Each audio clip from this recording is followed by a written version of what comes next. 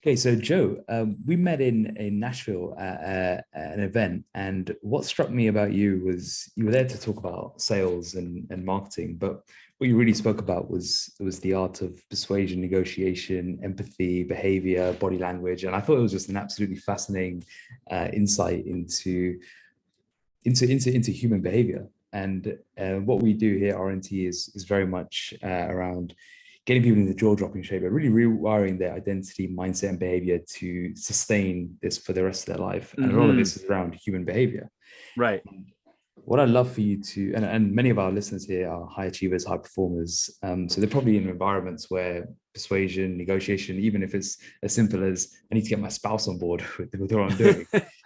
There's so many elements to it. Where do you see, you've spoken to so many people, where do you see the biggest mistakes are when it comes to negotiation? And I think one of the biggest problems that people get into is they want to start talking and they don't acknowledge the person they're talking to. And so what I mean by that, simplicity is elegance. Have you ever heard that saying? It's when it's so simple, it's an elegant process. So I believe that we need to acknowledge the people that we're speaking with. So first of all, I acknowledge you for having me on your podcast. I really appreciate you, Akash, very much to have me here. And thank you to all the listeners. And so I want to acknowledge that. And as we have conversations with people, instead of telling people what they should do, doesn't it make more sense to ask questions? And so just in this context right now, as you, the listener, as I ask you a question, do you notice that I'm hooking your mind by asking the question? And that is part of persuasion. Because instead of me telling you, this is the greatest product ever, if I ask you the question, what is your perception of this product? Now I get to find out. And then I can use the information, whether it's good or bad. And this is what's interesting with persuasion techniques or influence techniques, is that some people use it for evil.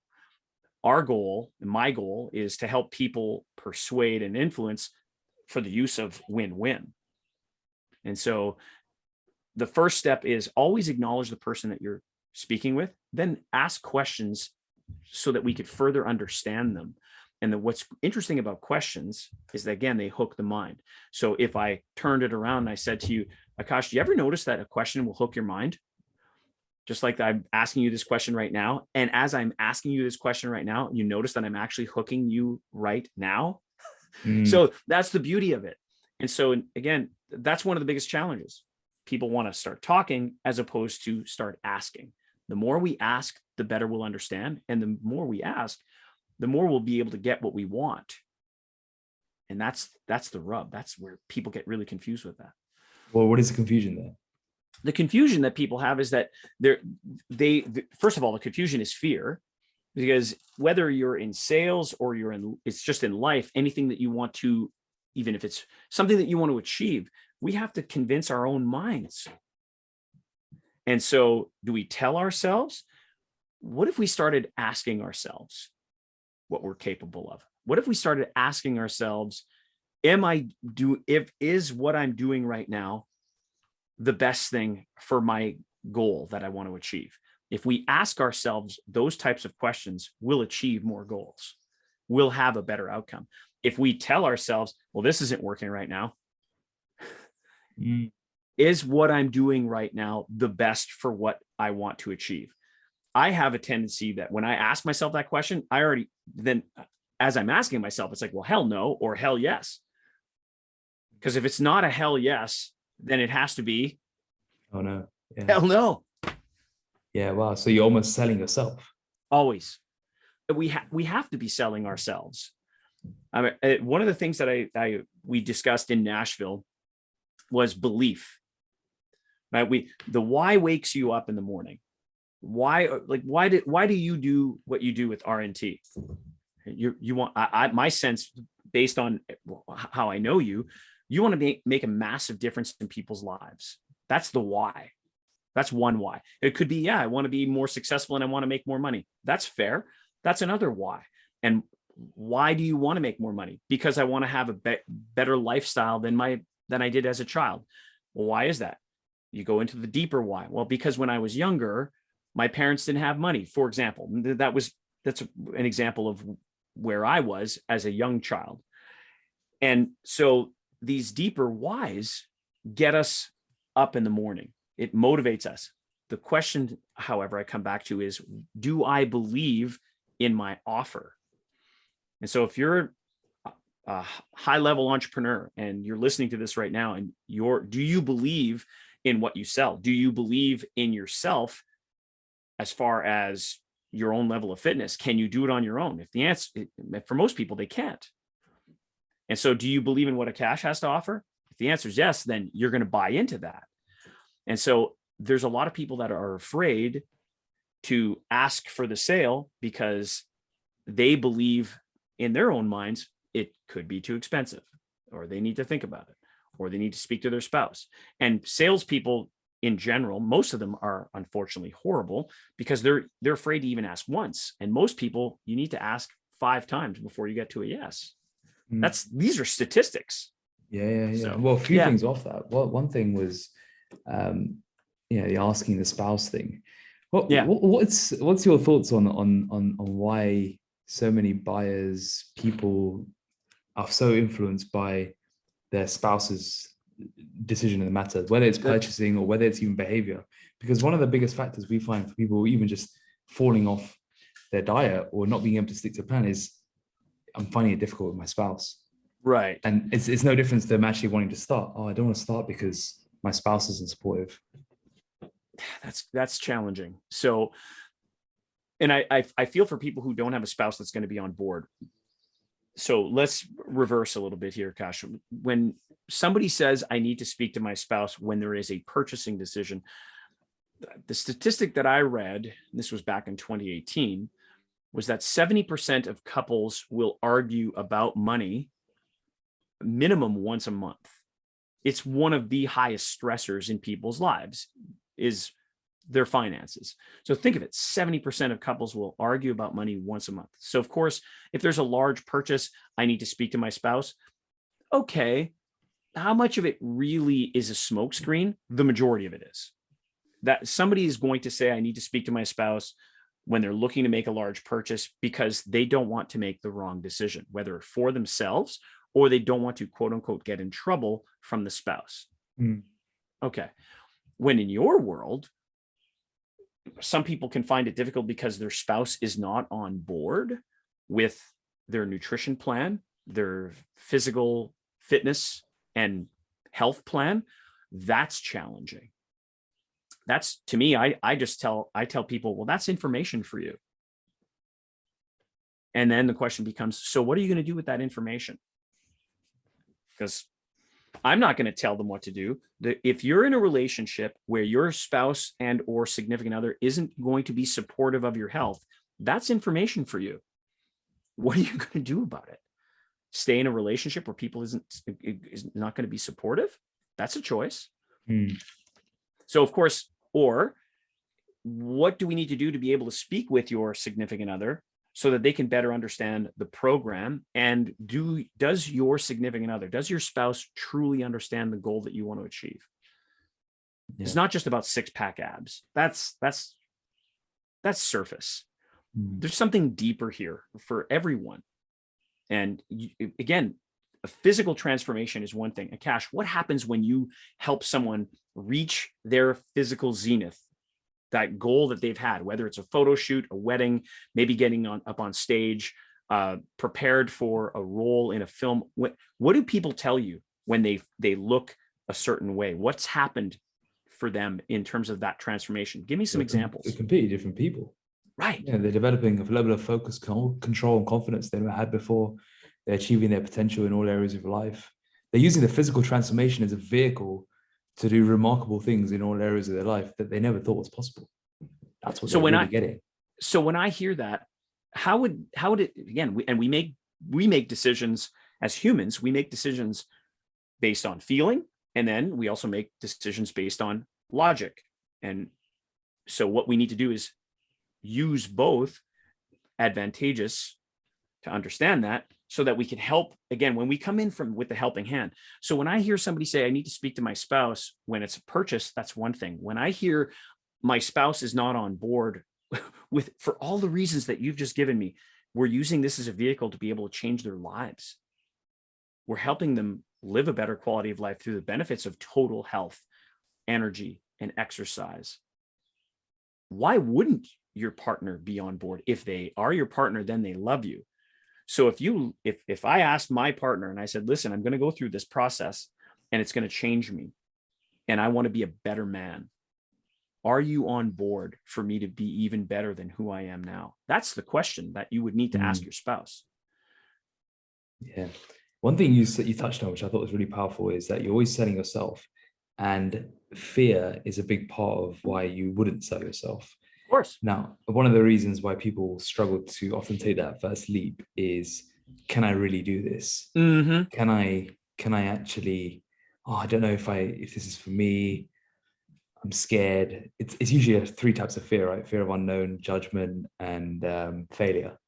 Correct. And for whatever reason, the story they've told themselves. How do you help people overcome that objection or coming fear? Back to those questions, right? It really comes back to I appreciate the fact that there's fear. So and there's a variety of things that I want to share with you right now. And whether you're watching or you're listening to this, you'll notice I'm standing up. And one of the things that I do, whether I'm on a podcast, whether I'm on a sales call, unless I'm in a meeting, I'll be sitting down. If I'm on a podcast or a sales call, I make a point of standing up, because what that does is it raises my energy. So for anybody who is, whether you're selling anything or you want to influence people, highest energy wins. In my office, in my presentations, in my PowerPoints, I always put up 3 words: highest energy wins. On my back wall in my home office, I'm in my cabin, my home office, I have a highest energy wins poster in the background. Why? Because whatever the strongest feeling that you have attracts. Whether you believe in the law of attraction or not, that's fine. Energy attracts people. There's people that's like, man, I want to hang around with that person. If you want to influence your significant other, you want to get away from fear, our job is to be able to have the energy, because if the energy of fear is high, then it will win. So Akash, whether it's yourself, myself, and I want to influence somebody to buy my program or somebody to get into your program, we need to have the high energy, number one. So stand up. Changing your state, changing your physical state makes a big difference to your energy, and that will attract good things into your life. And again, everything that you do in terms of helping people is changing their physicality and it's the vehicle, right? So if that's what you're doing, think of it from a sales perspective. How can I get past the fear? So your job, your salespeople's jobs, we need to explain details in terms of what we have to offer. We also have to motivate people to do what? Decide. It's the decision-making process that really stumps people. So of course you can be stuck in a position where, and I always say stuck, people love the idea of even though I'm not liking my position right now, I'll stay in this cocoon because it's the known. And the fear, like you mentioned, of the unknown and the fear of failure and fear of judgment. This is where, for those listeners, when you hire someone like RNT to help you transform, you're not alone. So doing something alone, walking into the dark and going into the darkness alone, it's scary. The beautiful thing here is now you have somebody who's a guide, who's done this literally thousands of times. Doesn't it make sense to hire someone who's gone up Everest thousands of times and can help you get there faster without fear? Like, wouldn't it make sense? Or you're going to go, well, hey, Mr. Sherpa, have you ever done this before? No. Okay, I'll go with you. Like that would be foolish, wouldn't it?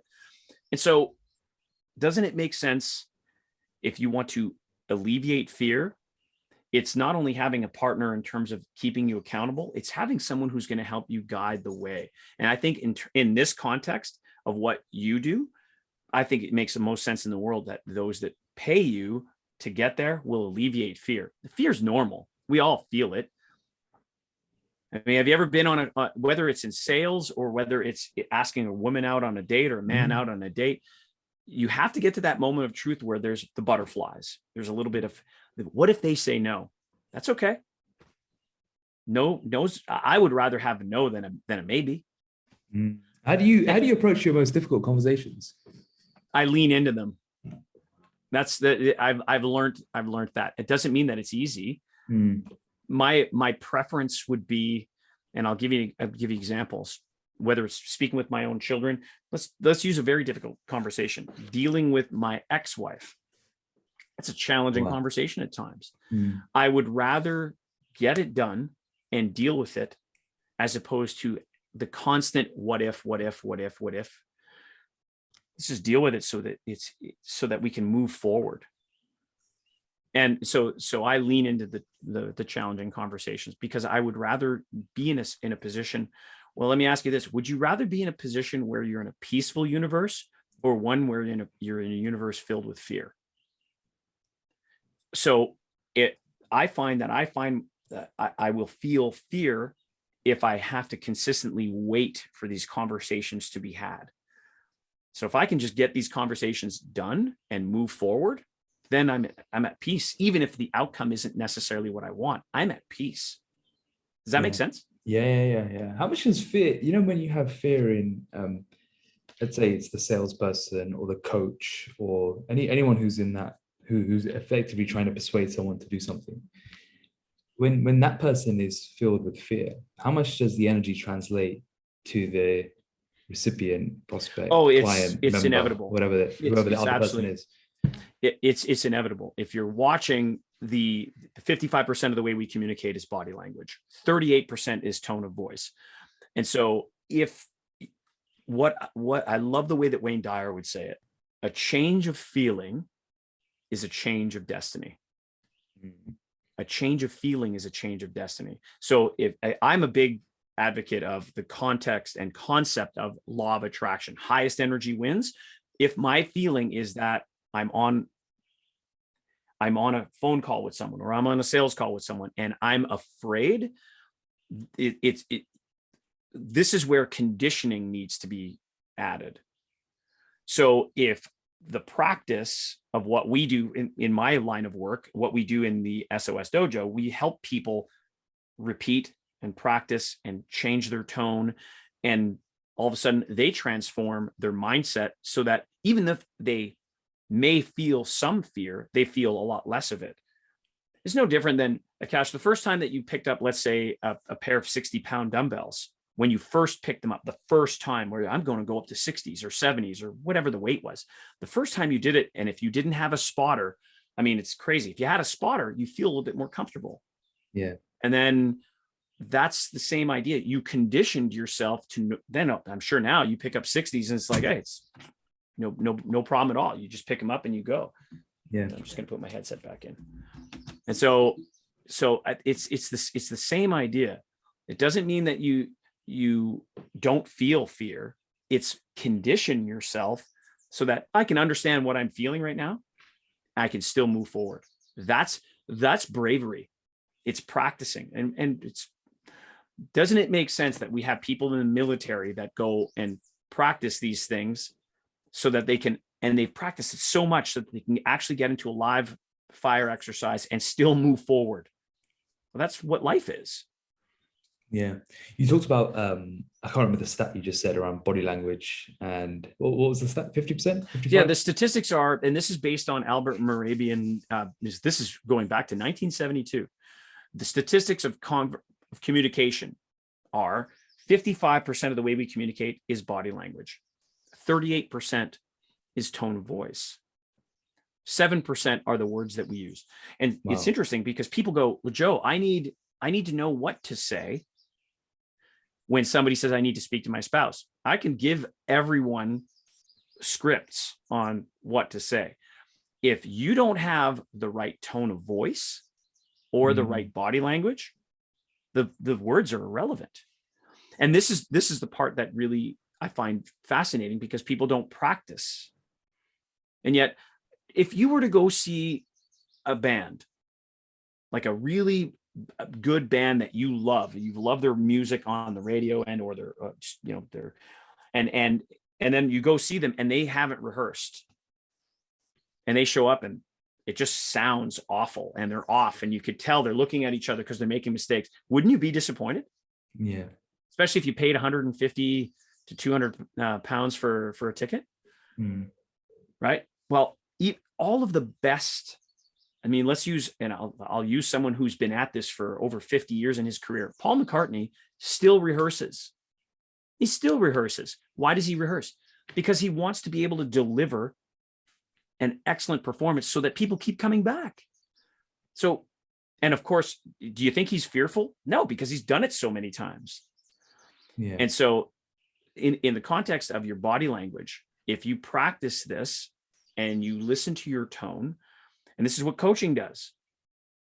Are you speaking clearly? Are you asking the right question? Are you using an upward inflection or are you using a downward inflection? And these things will change. And they will, there's some persuasion techniques in all of this. Well, so talk us through some of these with regards to body language, tone of voice. I think it'd be very useful because this is something people use it every day. Yeah. And I'll use it in context with what you do. Yeah, sure. Okay. So imagine somebody says, well, Akash, I'm looking to lose 30 pounds. I'm looking to lose 30 pounds. Now, for those listeners, what Akash will do and what RNT will do for you isn't help you lose the weight. Let's use some body language in this. What happens, Akash, when you lose your keys? What happens? What does your mind tell you to do when you lose your keys? Put my hands in my pocket. Right. It tells you to go and find your keys. Yeah, right. Yeah. I'm using body language to help coerce you to use the word find. Right. So now you've gone and you're looking for your keys because you've lost your keys. Mindset. What do you think your mind, when you lose something, you have to go and find it? Well, when you want to lose weight, what do you think your mind is telling you to go do when you've lost it? Find it. Tells you to go and find it. Yeah. And so let's use some body language here. I'm making this completely obvious, right? So I'll help you lose the weight. And then what happens in terms of other coaches that are out there, folks, here's what they do. They help you lose the weight. And then you're going to go and find the weight. And then you're going to lose the weight. And then you're going to find the weight. And doesn't that look like a yo-yo? Right? Or doesn't that look, right? I'm using body language. Or doesn't that look like a roller coaster ride? And it's not fun at times. And they can be scary. And so, of course, people will have this fear of, I'm spending more money on a program where I'm just going to lose the weight and I'm going to go and gain it back, AKA find it. So what does RNT do? What RNT Fitness, what Akash and his team do, you know what they do? They don't help you lose the weight. They help you let it go. Oh, wow. They help you release it so it becomes something that is sustainable and you can say goodbye to that because you've let it go forever. And so I'm using body language in my descriptor. I'm having fun with it. It's high energy, right? Does all of that make sense? And plus the words that I'm using, and I've put a story into this that people can relate to. Wow. Does that all make sense, Akash? Well, Joe, I was just literally typing frantically on the side. I was like, I need to make sure I get this down because this is brilliant. Yeah. And I love how you've got RNT in one with exactly that, by the way, just on a side note. Like that's literally our USP, which is, I mean, I wrote the book on it. It's get into shape your life for life. That's it. I'm so honored to be here and chat with you because I know that you're making a difference in people's lives. And it's one of the reasons for me that even though I help corporate companies and from a variety of different types of industries, whether it's products, services, cars, bicycles, sporting goods, my passion is with health, fitness, and nutrition. I think what you're doing and helping people's lives in terms of what you're doing. And that's why I love helping coaches, because coaches are making a difference in other people's lives. So it's fantastic to be able to deal with you and your sales teams. Because when I'm helping other salespeople do a great job, they're making a massive difference in other people's lives. So I get fired up by it. So it's great. And because you're doing what you're doing, I'm happy to be here. I'm actually like thrilled to be here. It's amazing. Great. Joe, how did you get into this? What's I your started. background? Yeah. So I started off, and I appreciate the question. I started off in the exercise equipment industry at the age of 17. And by the age of 20, I opened up my own exercise equipment retail store, selling probably most popular brands that you could imagine, from Life Fitness, Precor, Cybex, Trotter, and now a company known as Matrix or Vision Fitness. These were all companies that I was selling. And of course, I had to learn the skills because I had a passion for exercise, and I wanted to provide people, and I have this on my vision board at home, I wanted to inspire and empower people to live a better quality of life through the benefits of total health and exercise. I say that, it rolls off my tongue because that's who I am. And then I had to learn the skill of sales. And sales is a perishable skill. This is the part that people forget. Just as if you don't use the muscle, it will atrophy. Well, if you don't use the sales skills, the axe will get dull, and it won't be as effective to chop the tree down. And so it's the same thing. If you don't practice your sales skills, if you don't practice your guitar before you get on stage, then same thing. And so back when I was 20, I had my own store. I was wise enough and open-minded enough to have people say, hey, you should go to this workshop. So I got to see people like Jim Rohn. Jim Rohn was, yeah.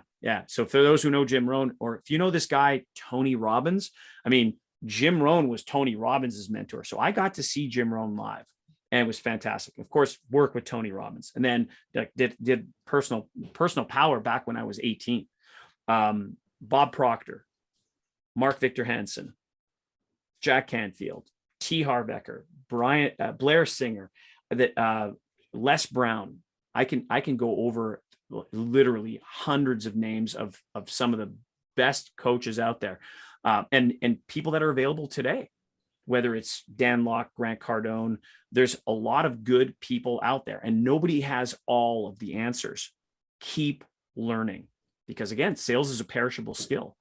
And then, of course, can I learn more about neurolinguistic programming? Can I learn more about the art of persuasion? What about body language? And what can I apply that will not only help me and can also help my students that are in the dojo, which is, fantastic. So I started off with an exercise equipment store. I learned from other mentors. And then by the age of 25, I did a merger with another exercise equipment company.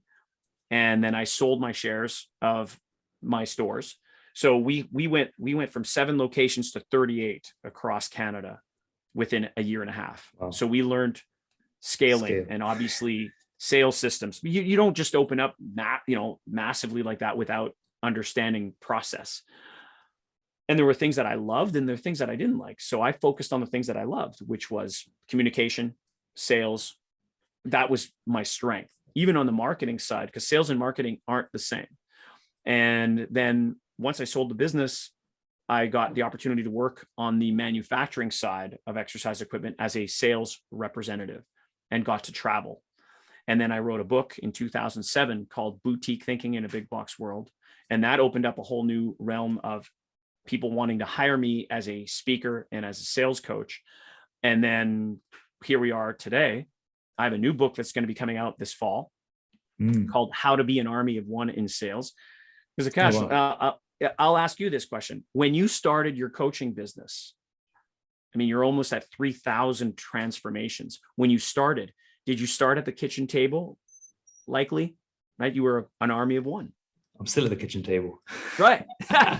Yet you have a team now, right? Yeah. And so the principles of how to be an army of one in sales will apply to any industry. And the intent of our how to be an army of one concept is to be able to help people go from an army of one and then build a team. And yet you still have to have the right systems in place. And in the book, I'm going to be talking about body language, handling objections. What's your discovery process, regardless of industry? Because sales is the lifeblood of any business. It's the oxygen. If you don't make sales, you can't have a business. You just can't. And a lot of people hate the idea of selling. And yet a lot of people, like you just said, I'm working from the kitchen table, or they start in a garage. Right? We have this idea. I want to help people and I hopefully can make money at it. Well, the hopefully make money at it, doesn't it make sense that it needs to be sales? So if you're listening and you have a great idea, I want you to be able to go after it. And I want to help you by helping you put together a process of selling without feeling slimy. And I hope that the listeners understand that I'm not here to take advantage of people. I'm here to impart over 35 years of experience and give that to people so they can time collapse their process of sales, because a lot of people just don't understand.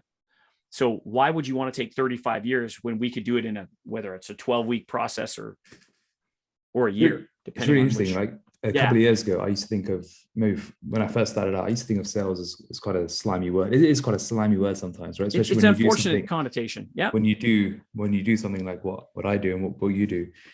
But as I've sort of matured in business, I think of it as a duty, because what we have is so life-changing and so powerful. If I don't improve my ability to sell, I'm actually neglecting and doing people a disservice, because I can't impart this powerful methodology that we have into more people. So it's become a duty. In my mind, it's reframed completely. I totally agree with you. There are people that are going to be crying themselves to sleep at night, Akash, if you can't help them. Yeah. There are people that have disease, that are disabled by their weight and or their inability to move, and or they might have issues with joints, and again, a variety of physical ailments. They can't keep up with their children. They don't have to be heavy set. They just don't have the physical abilities.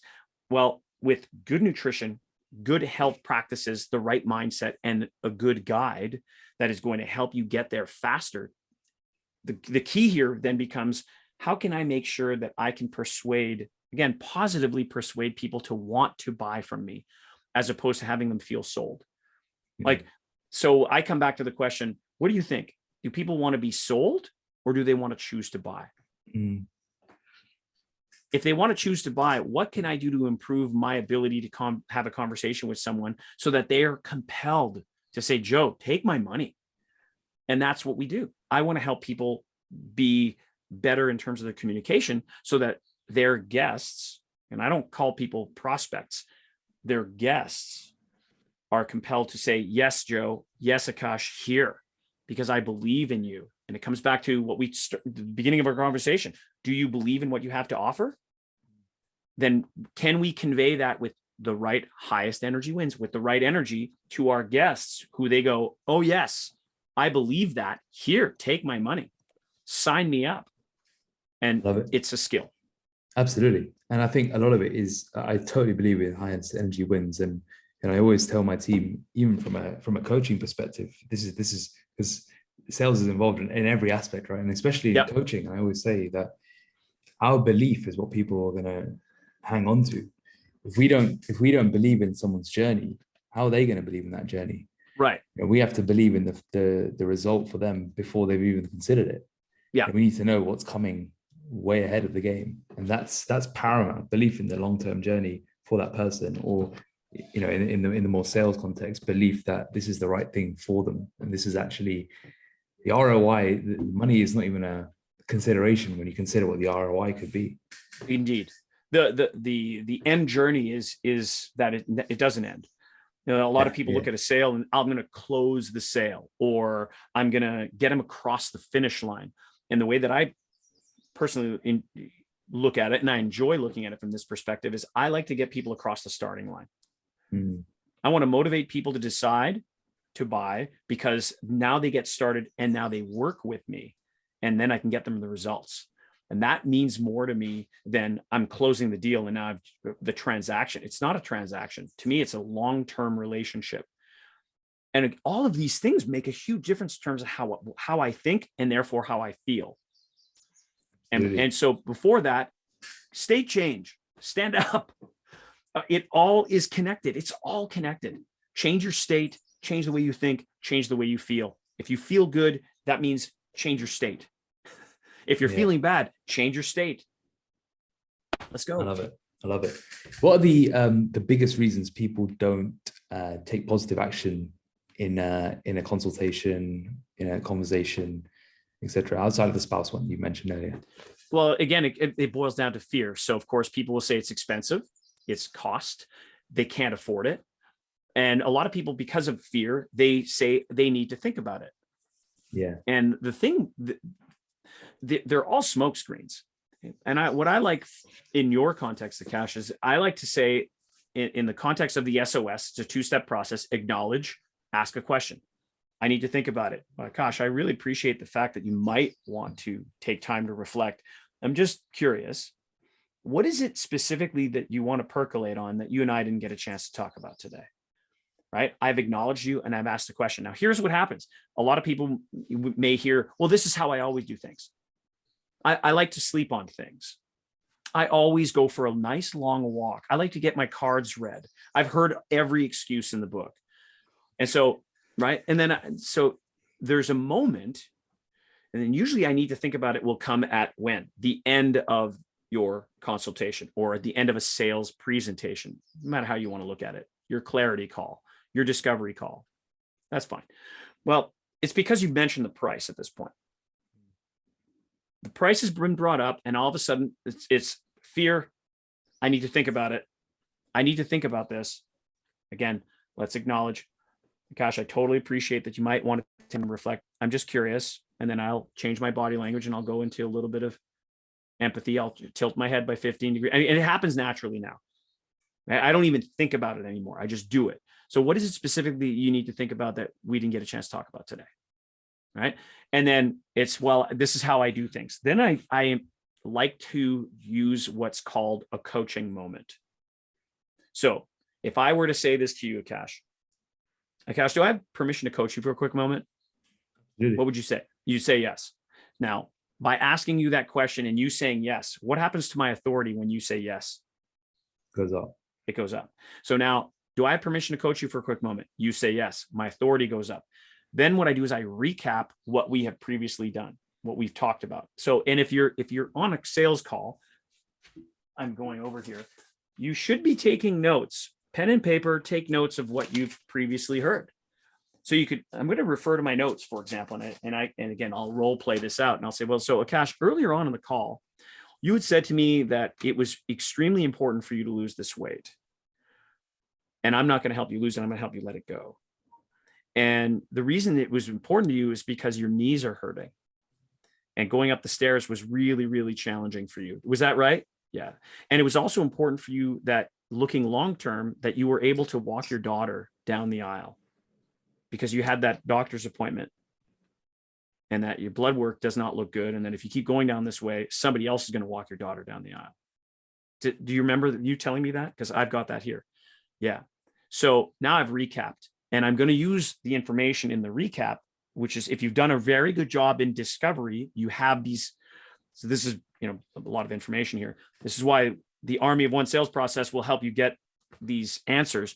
Then I would say, so on a scale of 1 to 10, it's called do the math.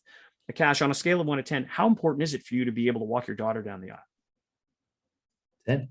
It's 10. So if somebody gives me a 7, 8, 9, or 10, then I do what's called mirroring. It's a 10. I go, Akash, you just said it's a 10. It's a 10. Clearly, it's incredibly important. Then I ask this question. So how does not doing this right now serve you? And I stay silent. How does not doing this right now serve you? If I ask for the coaching moment, do I have permission to coach you for a quick moment? Yes. Excellent. So then I coach, I recap based on what you've told me. This is your information. I'm just giving it back to you. Then I ask for the number. I'm helping you get the logic because there's an emotional connection. Now I'm going to get the logical connection based on number because numbers are logic. So on a scale of 1 to 10, how important is it? And if you see my shirt, it might even be an 11 out of 10, right? So if it's a scale, so on the right, it's a 10. It's a 10. Mirror it. It's a 10. Akash, how does not doing this right now serve you? And then most people would say, well, I guess it doesn't. And at that point, I go, exactly. So I want to congratulate you for taking action right now. Let's get started. Because I'm the coach. And as a coach, it's my job to help you get started across the starting line. It's not a question of closing the sale and I'm making money. We offer 100% money back guarantee on all of our services. So for me, it's let's get started, because I believe in what I have to offer and I'm passionate about it because I know I'm going to make a difference in people's lives. And that's the energy that I'm imparting with you. Does that make sense? So if somebody says I need to think about it, acknowledge, ask a question. Then if they're still stalling, because you said it earlier, Akash, it's your obligation to help these people. Then it's your obligation to step up and coach. Do I have permission to coach you for a quick moment? Let's recap. Give me the number so I can get the logic involved and then ask the question. Because if it's 7, 8, 9, or 10, if it's 6 or less, then the question you have to ask yourself is, are these people coachable? And to me, if it's 6 or less, they're not coachable. That's fine. If it's not that important to you, I don't want to coach you, because I'm putting the risk up as someone who offers 100% money back guarantee. I'm not about to make the risk to get somebody who's not coachable into my program. And whether you have guarantees in your offers or not, for those listeners, that's fine. It's just, if you're coming in with passion, you don't necessarily have to have 100% money back guarantee. We just happen to have one in the dojo, but it's a completely other story. Does that make sense? We have a transformation guarantee that if you follow the blueprint and you don't get results, we'll give you money back or coach you for free until you do. Until you do. Yeah. Awesome. Because we're that confident in what we do. We're that confident, but it's a two-way street. We can't. You have to be compliant. We can't click fingers and transform people yet. Well, and that's just it. I think, and this is the other thing that I feel is something, and I know that there's something that's been missing within quote unquote sales training, because I did this in the past. I used to travel from city to city and go to different companies and just do. And listen, if somebody wants to hire me as a speaker for an engagement, happy to do it. I do it all the time. I get hired for events, not a problem. People will get a very big jump in their sales when I come and speak, and people will leave with actionable items. Sales is a perishable skill. It's like thinking that you're going to go to the gym, work out once, and suddenly I'm fit. It's not how it works. You have to put things on repeat, which is why the dojo became what it is, because we get people to come back and we meet weekly on Zoom. This is where people come into practice. So it's like going to the gym. It just happens to be in just like what we're doing right now. We're meeting on a Zoom call. And so now, and it's live. This is not a video recording. This is live. Like, we get people to meet, and people will make mistakes, and that's okay. But our logo is this. This is the safest place to make mistakes. So the key is repetition. Repetition is the mother of all skill. You know who said that? Tony Robbins. And he's absolutely right. So let's put a place where people can come and practice. And so if you're looking at RNT Fitness, what do you put into practice on the daily? It's not necessarily the exact same meal. However, I'm sure the macros are pretty close. So now you have a variety of different delicious foods, and yet the macros in and of themselves are going to help you get to where you want to go, where you're letting go of that weight. And then the exercise and the performance of said exercises on repeat. What does that do for you? Changes your life. Amazing. Joe, what prompted you to write this book you've got coming out, and when does it come out exactly? It'll be out before the end of the calendar year. Yeah.